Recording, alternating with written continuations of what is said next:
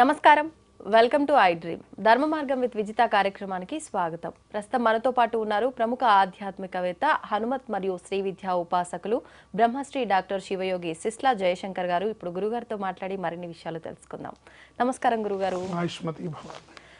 గురుగారు, ఈ మధ్య కాలంలో చాలా మందికి వివాహ సమయం అయినప్పటికీ దాటిపోయినప్పటికీ కూడా వివాహాలు అవ్వట్లేదు. మగవారైనా సరే, ఆడపిల్లలైనా సరే. ఇంకా మా పిల్లకి పెళ్లి కాదా, లేకపోతే మా అబ్బాయికి పెళ్లి కాదా, ఇట్లా ఉండిపోవాల్సిందేనా బ్రహ్మచారిగా, ఇలా బాధపడుతూ ఉంటారు చాలామంది పేరెంట్స్ కూడా. ఈ సంవత్సరంలో పెళ్లి బలం ఉంది, అవుతుంది, ఈ నెలలో అయిపోతుందంట అనుకునే లోపే ఆ మాసం కాస్త అయిపోతుంది, కానీ వీళ్ళకి మాత్రం వివాహం అవ్వదు. ఇటువంటి వారు ఏదైనా చేసుకుంటే, మంత్రం కానివ్వండి, జపం కానివ్వండి, ఆరాధన కానివ్వండి చేసుకుంటే ఉపయోగం ఉంటుందంటారా? తప్పకుండా ఉంటుందండి. ఎందుకంటే భగవంతుడిని మించిన శక్తి లేదు. భగవంతుడిని ప్రార్థించడం వల్ల, అమ్మవారిని ఆశ్రయించడం వల్ల తప్పకుండా వాళ్ళకి మేలు జరుగుతుంది. ఓన్లీ థింగ్ ఈజ్, అసలు ఇలా ఎందుకు జరుగుతుంది, పెళ్ళిళ్ళు డిలే ఎందుకు అవుతున్నాయి అంటే రకరకాల రీజన్స్ ఉంటాయి. అవునండి. సరైన వివాహ సమయం అయినప్పుడు వీళ్ళు పోస్ట్ పోన్ చేయడం, ఇది ప్రధానమైన రీజన్. ఇంకా చదువు అవ్వలేదు, ఇంకా ఉద్యోగం రాలేదు, ఇంకా సెటిల్ అవ్వలేదు, ఇంకా ఒక ఇల్లన్నా కొనుక్కోలేదు, ఇలాంటి కారణాలతో అబ్బాయిలు అమ్మాయిలు, ఇప్పుడు అమ్మాయిలేమో జాబ్ రాగానే కొన్ని రోజులు నేను నా డబ్బుతో నేను ఎంజాయ్ చేయాలి, అప్పుడే సంసారం లంకె తగిలిస్తే కష్టం అని చెప్పి వచ్చిన సంబంధాలని, తల్లిదండ్రుల మాటల్ని కొంచెం పోస్ట్ పోన్ చేస్తారు. అంతే, ఒక 2 years టైం ఇవ్వండి డాడీ, ఇప్పటి వరకు చదువు ఇప్పుడే కదా ఇప్పుడు నా డబ్బులతో ఇన్నాళ్ళు మీ డబ్బులతోని మీ మీద ఆధారపడ్డాను, ఇప్పుడు నాకు జాబ్ వచ్చింది, నేను నా ఉద్యోగం నేను చేసుకోవాలి, చేసినప్పుడు నా డబ్బులు నేను కొంత షాపింగ్ ఏదో నాకు నచ్చిన బట్టలు కొనుక్కోవడం, నచ్చిన షాపింగ్ చేయడం చేయాలి కదా. సో కొన్నాళ్ళు ఫ్రీగా ఉంటే ఒక 2 years ఆగి చేసుకుందాము అని అంటారు. అదే మగపిల్లాడి విషయానికి వస్తే, ఇంకా ఒక ఇల్లన్న కట్టుకోలేదు, ఇంకా సెటిల్ అవ్వలేదు, ఇంకా అని ఇట్లా ఈ రకంగా రకరకాల రీజన్స్తోని ఎప్పుడైతే వివాహ సమయం వాళ్ళకి ఆసన్నమైందో ఆ టైంని పోస్ట్ పోన్ చేయడం వల్ల కావాలి అనుకున్నప్పుడు అది జరగదు. అబ్బాయిల విషయంలో అయితే మరి ఇంకా అంటే నిన్నే మేము పోషించాల్సి వస్తుంది, ఇంకొకరు వస్తే నువ్వెక్కడ మళ్ళీ ఇద్దరిని మేము పోషించాలనే టైప్ లో పేరెంట్స్ కూడా ఒకవేళ ఇతను కనుక ఒక స్టెప్ ముందుకేసి పర్లేదు నేను మ్యారేజ్ చేసేసుకుంటానంటే కనుక తల్లిదండ్రులే నివారిస్తున్నారు. అవునండి, మళ్ళీ నిన్నే పోషిస్తున్నాం, మళ్ళీ ఆ అమ్మాయిని ఎక్కడ పోషిస్తామని. సో ఇలా రకరకాల రీజన్స్తోని, సో ఏంటంటే సమయం ఎప్పుడు ఆసన్నమైందో అప్పుడు దాన్ని పోస్ట్ పోన్ చేయడం, కావాలనుకున్నప్పుడు అది జరగదు. ఇది వివాహం విషయంలో జరుగుతుంది, చాలామందికి పిల్లల విషయంలో కూడా జరుగుతుంది. పిల్లలు పుట్టే విషయంలో కూడా పెళ్ళైనాక ఓ 3 ఏళ్ళు ఆగుదాం, ఇదే పాయింట్. అందువల్ల ఎప్పుడైతే సంతాన యోగ్యత వాళ్ళకు ఉందో ఆ టైంలో మిస్ అవ్వడం, తర్వాత కావాలనుకున్నప్పుడు పుట్టక అదేమంటారు సంతాన సాఫల్య కేంద్రాల చుట్టూ తిరగటం. ఎందుకంటే హెల్త్ ఇష్యూస్ పెరిగిపోతూ ఉంటాయి. వయసు ఏ సమయంలో జరగాల్సింది ఆ సమయంలో జరగాలి, జరగకపోతే ఏమవుతుందంటే ముఖ్యంగా లేడీస్కి హార్మోనల్ ఇంబ్యాలెన్స్ అని ఇవన్నీ రకరకాల హెల్త్ ప్రాబ్లమ్స్ వస్తుంటాయి. గురుగారు, ఇప్పుడు యోగ్యత అన్నారు కదా, ఈ యోగ్యత ఉన్నప్పుడు మనం లేట్ చేయడం వల్ల అవ్వట్లేదు అని చెప్పి, ఇప్పుడు ఈ యోగ్యత సమయం దాటిపోయిన తర్వాత ఒకవేళ కొంతకాలానికైనా పెళ్లి అయ్యిందే అనుకోండి, అది కరెక్ట్గా ఉంటుందంటారా? అయినా కూడా చూసుకొని చేసుకోవాలి, అన్ని రకాలుగా చూసుకొని చేసుకోవాలి.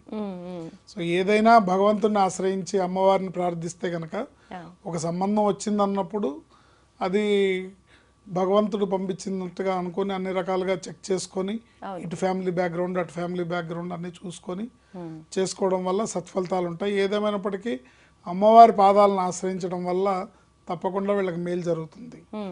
అందుకు చక్కటి మంత్రం కూడా ఉంది. ఈ మంత్రాన్ని ఎవరైతే వివాహం అవుతున్న వాళ్ళు కానీ, వివాహం కావాలని కోరుకుంటున్న వాళ్ళు కానీ, లేదా కోరుకుంటూ మీ ప్రయత్నాలు రకరకాల ప్రయత్నాలు చేస్తూ ఉంటే ఆ ప్రయత్నాలు విజయవంతం వచ్చిన సంబంధాలన్నీ తప్పిపోవటం కానీ, ఇలాంటి వాళ్ళందరికీ కూడా చక్కటి మంత్రం ఉంది. ఈ మంత్రాన్ని ప్రతిరోజు జపించి మంగళవారం శుక్రవారం నాడు కాస్త అమ్మవారికి కుంకుమ పూజ చేసుకుంటే ఓకే. మంచి ఫలితం ఉంటుంది, చక్కటి వరుడు కూడా లభిస్తాడు. అంటే వారంతో సంబంధం లేకుండా ప్రతిరోజు మంత్రం జపించాలి. ప్రతిరోజు మంత్రం జపించాలి. ఆ 2 రోజులు కుంకుమ 30 సార్లు 30 సార్లు తగ్గకుండా. సమయం ఏమైనా చూసుకోవాలా గురుగారు? పొద్దున పూట చేసుకోవాలి. 30 సార్లకు తగ్గకుండా చేసుకోవాలి మంత్రం. ఇంకా ఎక్కువ టైం ఉంటే ఎన్నిసార్లు అధికస్య అధికం ఫలం, ఓకే. ఎన్నిసార్లు అయినా చేసుకోవచ్చు, దానికి ఏం లిమిట్ ఏం లేదు. 30 సార్లు చేసుకుంటాం కనీసం. కూర్చొని అమ్మవారి విగ్రహం ముందో, అమ్మవారి ఫోటో ముందో, లలిత అమ్మవారు, దుర్గా అమ్మవారు, మీ మనసుకి నచ్చిన అమ్మవారు ఎవరైనా అమ్మవారే అంతే, అన్ని ఆవిడ రూపాలే. అవును. సో ఆవిడ ముందు కూర్చొని ఈ మంత్రాన్ని జపించడం.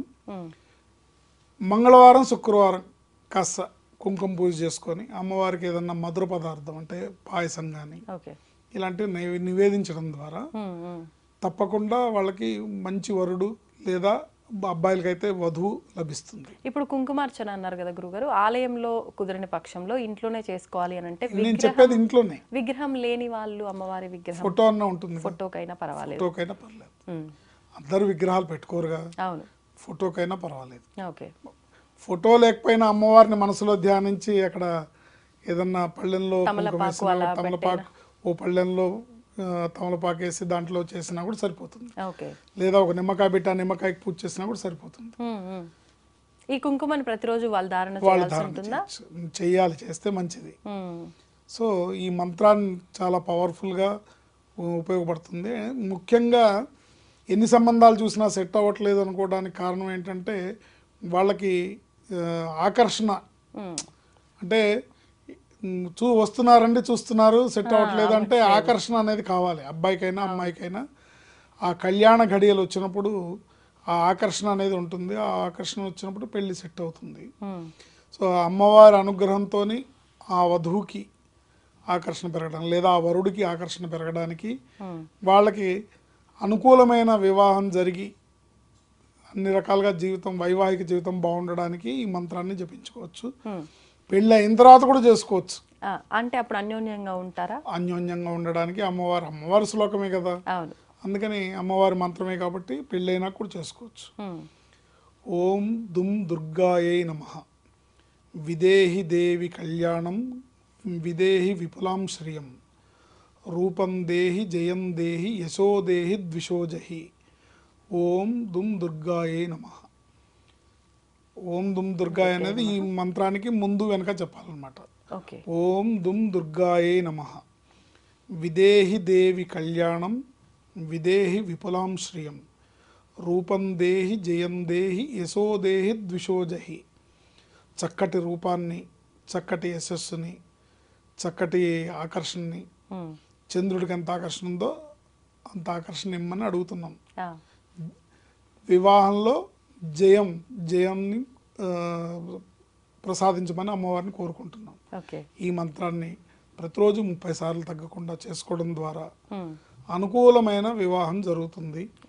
అనుకూలమైన భర్త లభిస్తాడు. మీ మనసులో అంటే ఆడపిల్లలకైనా మగపిల్లలకైనా, ముఖ్యంగా ఆడపిల్లలకి తనకు వచ్చే భర్త ఇలా ఉండాలి, తన భర్త తనని ఇలా చూసుకోవాలి, ఇలా అన్ని రకాలుగా సకల సౌకర్యాలతో తన్ని చూసుకోవాలి అని కోరుకుంటారు ఎవరైనా కోరుకుంటారు, దాంట్లో తప్పులేదు. సో అలాంటి వాళ్ళు వీళ్ళకి లభించి అమ్మవారి అనుగ్రహంతో తప్పకుండా విజయవంతమైన వివాహ వ్యవస్థ వాళ్ళ కుటుంబంలో ఏర్పడుతుంది. గురుగారు, ఇప్పుడు ఈ మంత్రం చేసుకోమన్నారు కదా, ఉదయం సమయంలో చాలా మంది ఇంట్లో సమయం కుదరకపోతే ఇప్పుడు జాబ్లకి అలా వెళ్ళే వాళ్ళు వాళ్ళ అంటే జర్నీ టైంలో కూడా చేసుకోవచ్చు అంటారా? చేసుకోవచ్చు, తప్పలేదు. అప్పుడు ఓన్లీ ఈ శ్లోకమే చేసుకోవాలి. దుమ్ దుర్గాయ అనేది కలపకూడదు. ఓకే. కూర్చొని కాస్త శుచి శుభ్రత చేసుకునేటప్పుడే దుమ్ దుర్గాయ నమః అనేది కలపాలి. మరి కలపకపోతే ఉంటుందా? ఉంటుంది. దేని ఫలితం దానికే ఉంటుంది. విదేహి దేవి కళ్యాణం, విదేహి విపులాం శ్రియం, రూపం దేహి జయం దేహి యశో దేహి ద్విషోజహి. ఈ 2 లైన్లు ఎప్పుడైనా చదువుకోవచ్చు. ఇట్లా చేసుకోవడం ద్వారా చక్కటి అనుకూలమైన వివాహం వాళ్ళ ఇంట్లో జరుగుతుంది. ఆడపిల్లైనా మగపిల్లైనా ఎవరైనా చేసుకోవచ్చు.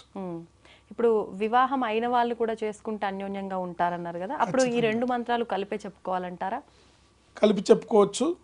అంటే వివాహం అయినా కూడా కొన్నాళ్ళకి భార్యాభర్తల మధ్యలో ఒకవేళ మొహం మొత్తింది, బోర్ కొట్టేసింది అని వింటుంటాం కదా మాటలు.